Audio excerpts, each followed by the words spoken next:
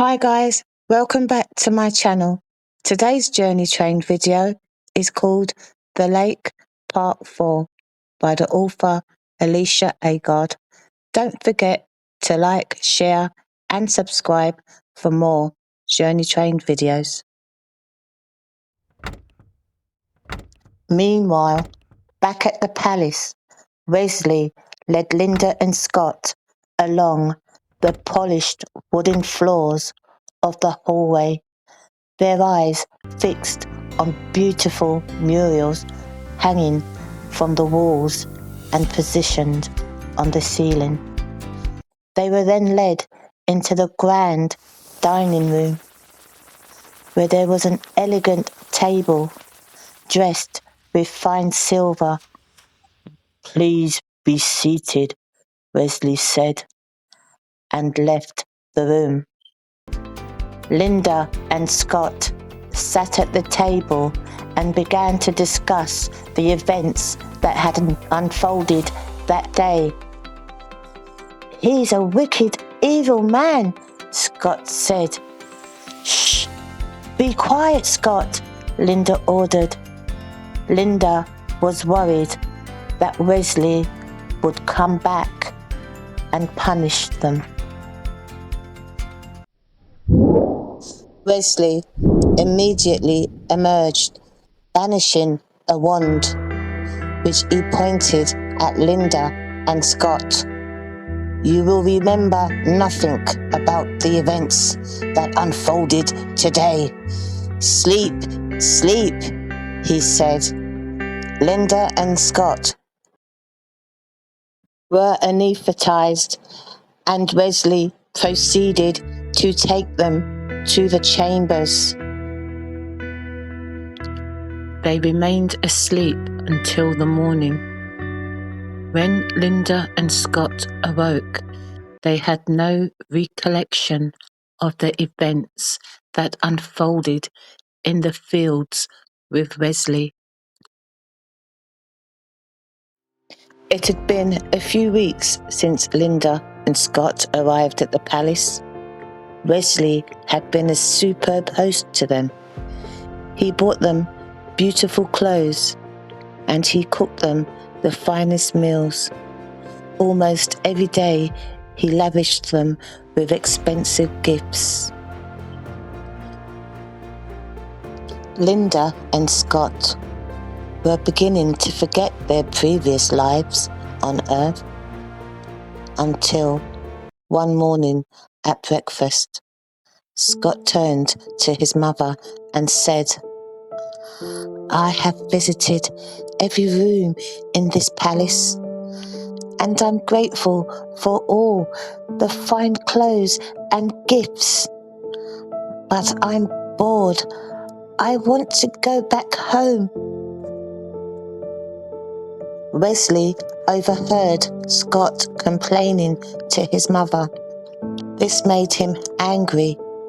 He immediately approached the kitchen table and said to Linda, "Let your son go to the palace lakes and explore the palace grounds,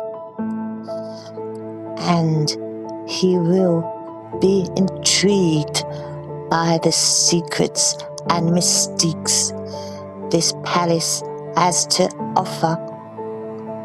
Linda nodded. "Yes," she said, "but I must go with him." Wesley looked at her and said, "He doesn't want Mummy watching his every move." Linda was reluctant to let Scott wander around the strange palace grounds on his own. She looked at Wesley, and then she said, "I insist. I must go with him." Wesley was very angry. He was becoming very tired of Scott, but very fond of Linda. Wesley quietly walked towards Linda. He then looked at her and said quietly, "I insist that you join me for dinner tonight, just the two of us." Linda smiled nervously. She was becoming very frustrated with Wesley. She knew he was becoming very fond of her, but she could only ever be his friend. Linda stood up when noticing a stern glance in Wesley's eyes.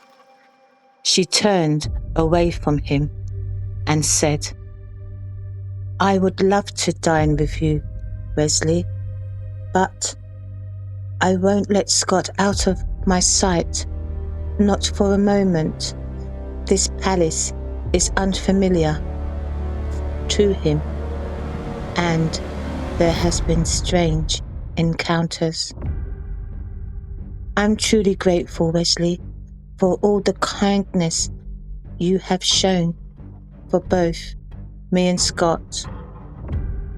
Wesley then contained his anger directed at Scott, who was becoming a big problem for him because he despised all the love Linda showed towards her son.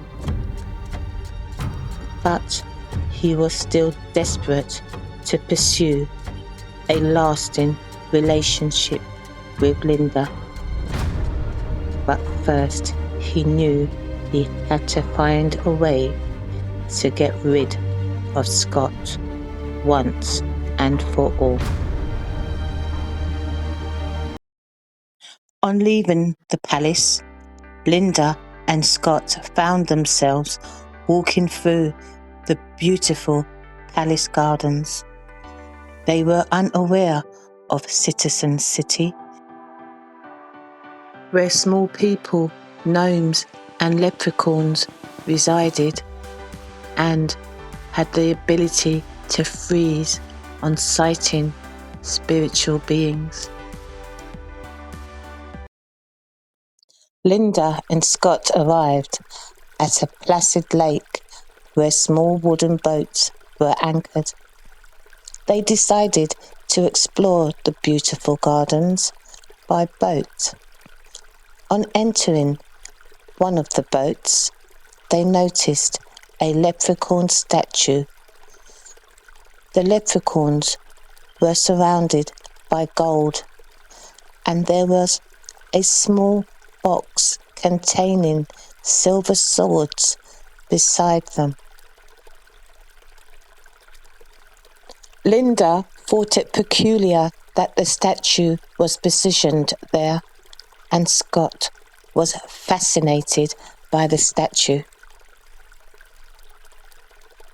Scott studied their pleasant faces, the gold surrounding them, and the beautiful handcrafted swords beside them. Linda paddled away from the palace grounds towards beautiful nesting spots. There were deers running freely and beautiful birds perching from trees. The leprechauns were Jerry and Ivy. They had frozen on the sight of spiritual being. They were unaware that Linda and Scott would be accompanying them. They were intending to deposit the gold at the bank and try out the new swords for Mr. Connolly. Scott continued to watch the leprechauns keenly. He then noticed a blink then a sneeze from one of the leprechauns. "The leprechauns are alive!" Scott shouted.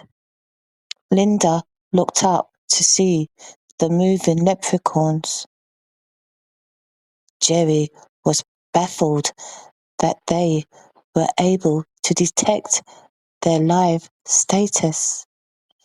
He then reached for one of the magic swords and used it to transform himself and Ivy to full-size beings.